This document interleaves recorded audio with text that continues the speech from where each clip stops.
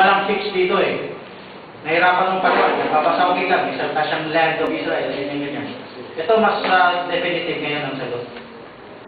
Sa Revelation 10, verse 4 yata yan, or 5. Underline niyo yung earth. Underline niyo yung sea. Verse 2, hindi.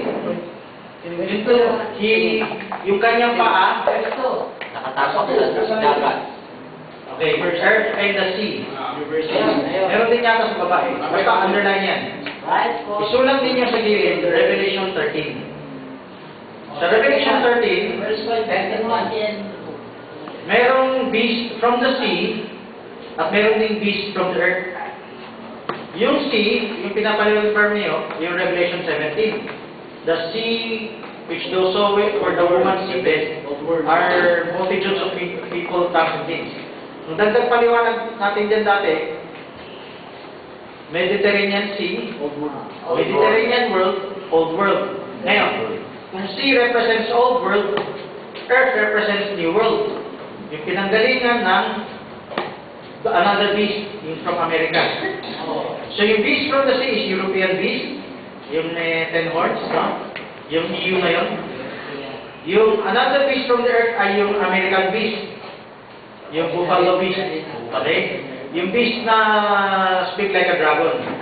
Pero lamb ang ito. Beast like a lamb, hindi buffalo, pero speak like a dragon. So, ang inapakan ngayon, ibig sabihin, nung Daniel 12, nandun pa lang sila sa land ng old world. Pero pagdating ng Revelation 10, new world. Kasama ng new world, old and new, universal to. Ito yung pang-end time event ito. So, yung pagtayo niya, si Larkins may paliwanag, yung pag-claim ng title deed ng mundo. Universal claim. Susugit ito sa Revelation 11:15, ang mundo, ang kaharian ng sanlibutan ay maglilikawan ni Kristo. Nang pangit ng Diyos at ikinina niya ni Kristo. So, ibig sabihin, take over ng mundo ito. Kasabay ito yung Revelation 19, take over ng mundo.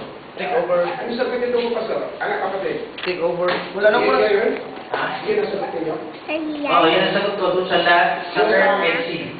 Hindi, wala tayo sa dagat lang.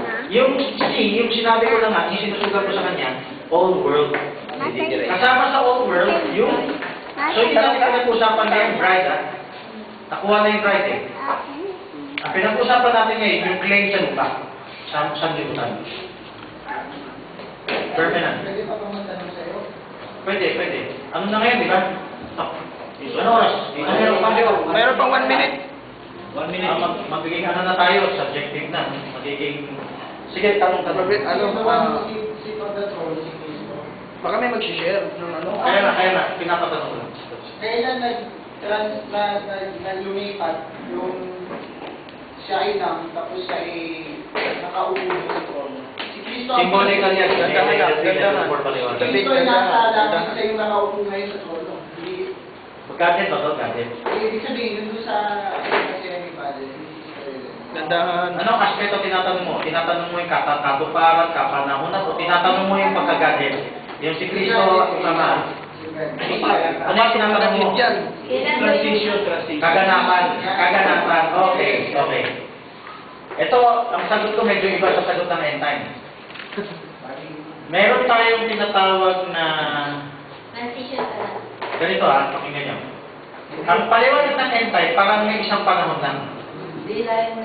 Ang paliwanag ko, hindi siya isang panahon eh. Paliwanag ko, may aspeto siya na iba't ibang panahon. Same verse. Pwede siya ibang panahon.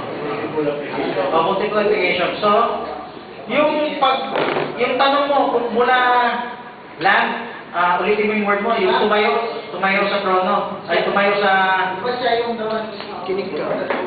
Tapos, yung tinatanong mo, kinuha ba yung scroll? Yung pagkuha ng scroll, pwede, shortcut na lang to.